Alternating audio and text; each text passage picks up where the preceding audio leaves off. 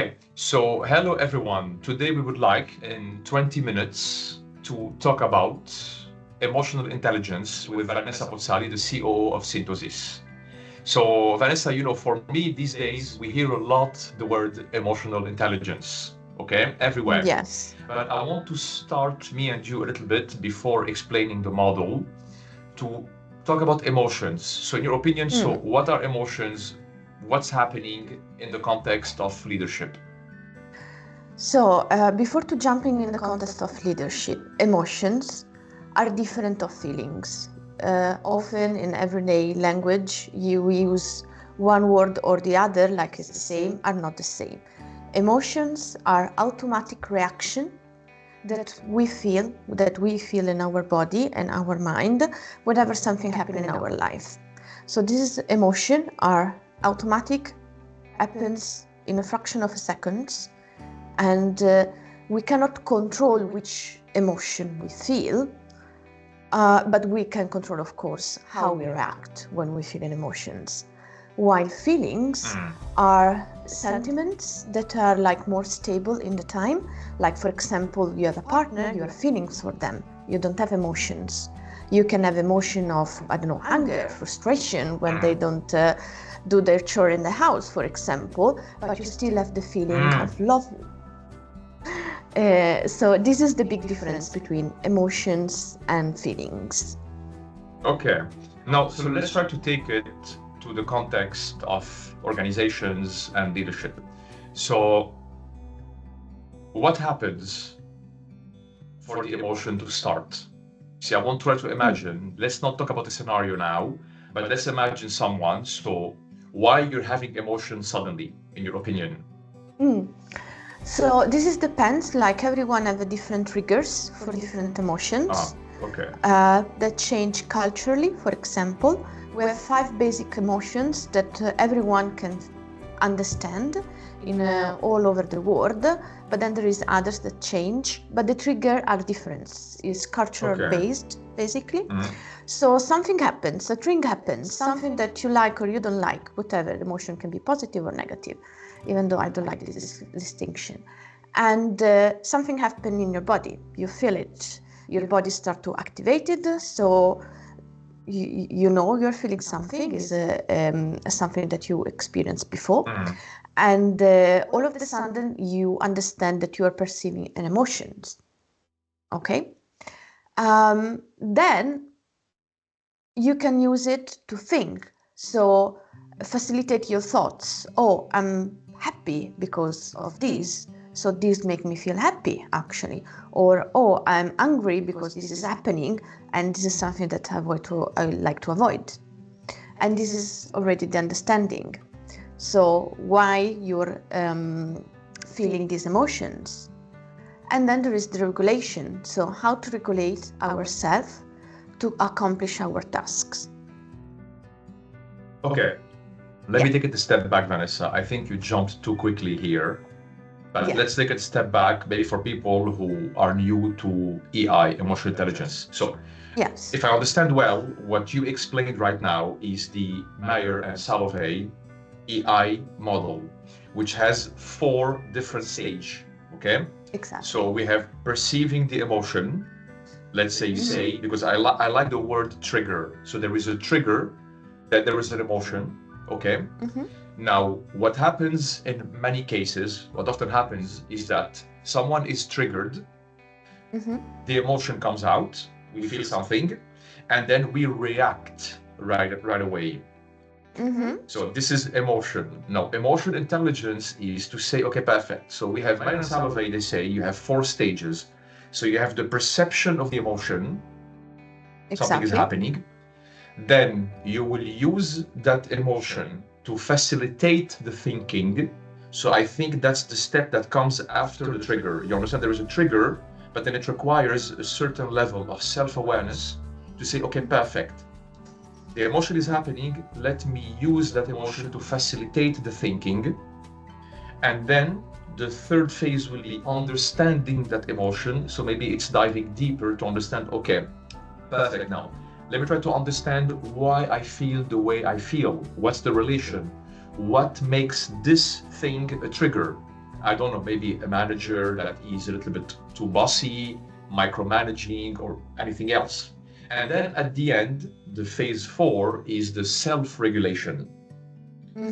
So this is where now perfect. I understand the emotion due to the thinking process. Now, how can I regulate myself?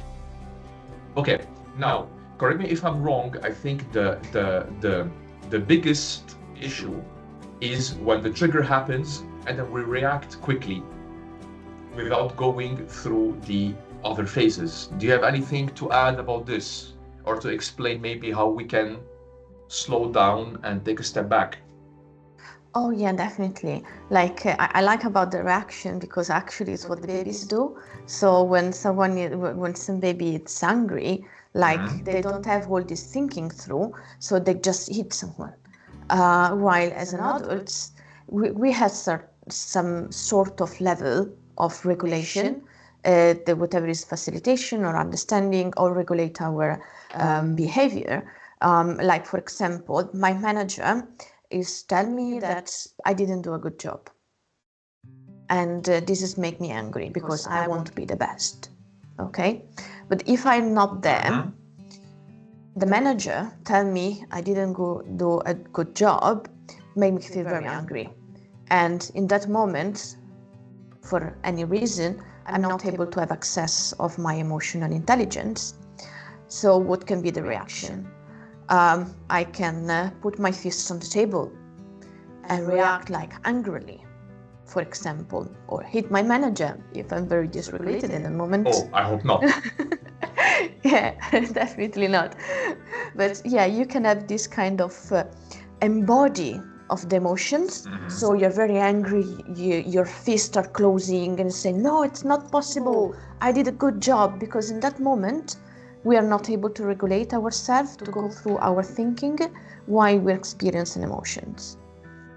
Okay, so now what can leaders do when it comes to themselves to regulate the emotion? Because as we know, it's not an easy process. Like, I think it's a journey. The more you're self-aware, so if you take the Johari window, the more you're self-aware, the more you better understand yourself and you have more control. So sometimes it's a trial and error. So maybe you're gonna get angry the first 5 times, and then maybe through some coaching or mental fitness or reflective practice, you will master that thing. But it might be in the future a different scenario. So let's say we have all many triggers and we need to know them, so we can be a little bit less vulnerable to those triggers. But so what can be your advice for leaders? You see, because sometimes on the spot, people are not that good in right away, let's say, reflecting and managing the emotion and self-regulating. So what can be your advice for leaders? Yeah, definitely. So my advice is to practice, because we sometimes have this knowledge that we have emotional intelligence, the default, as a default skills. While it's not true, we can exercise that. It's something that we can learn. We don't need to born with this emotional intelligence and be amazing in this field. We can practice it. So it's something that we can catch up with. So this is the first step. The second step is be more aware of our body. So what is understand inside us? This is the second step.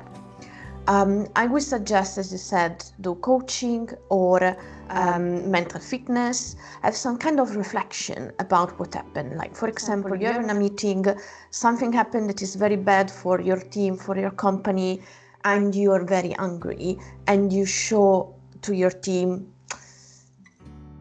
is not good, okay? But if you go afterwards and you recognize, oh, I don't want to have this behavior in front of my team, okay? So you can reflect about what happened, and this helps you to train your mind to reflect and be more aware of what's going on inside you. So sometimes you reflect after, and more you practice this after, you are able to bring this capacity, these skills that you're learning about reflecting on yourself in the moment when you're angry, when you feel your emotion. Yes, this reminds me of Sean's model of reflection, where they talk about reflection on action, which is after it happens. So maybe the coaching can help, or even 1 hour on your own to reflect a bit with colleague, with yourself. But also Sean talks about reflection in action. So while it's happening at the same time, which requires, of course, more skills, more self-awareness and practice. So now from my side, what I do sometimes is that, because when you want to help people, you have to work on the long-term objective and the short-term. So maybe a leader will come and tell you, look, I'm not yet ready to self-regulate myself, but I still need to go to my job and do my job and perform very well and be the best leader I can be for my people. So you have the short-term versus the long-term. Now, for me, the short-term sometimes is, let's say, finding what we call some hacks. So let's say what I do in coaching, for example, many times when the client reflects with me and we try to find a short-term solution, sometimes it's as simple as, I had a client who, she doesn't like that they jump her on the spot with a certain topic. She will panic and she will say anything. She's a big leader in a big company, well seasoned as well. And the small trick we found was that, okay, when this happens, she recognized that actually she's stepping too much out of her comfort zone.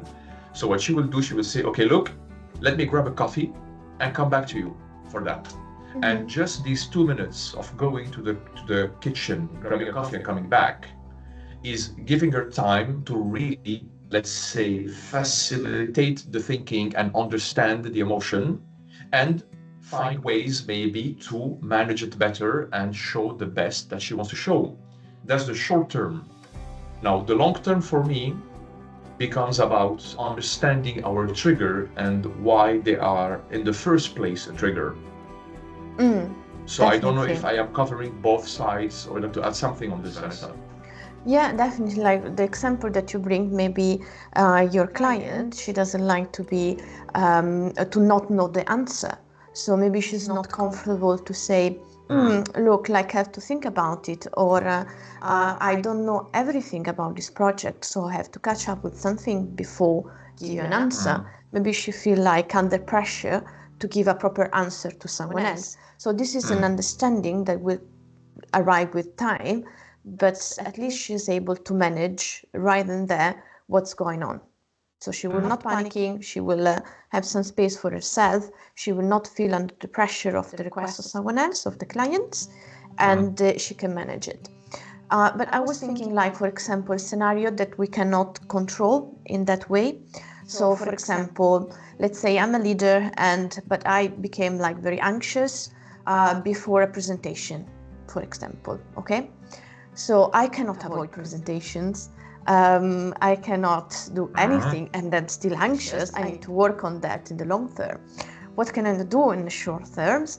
It can be, for example, do some relaxation exercise before the presentation. So this will put the level lower of our arousal, and maybe we will be like less anxious during the presentation.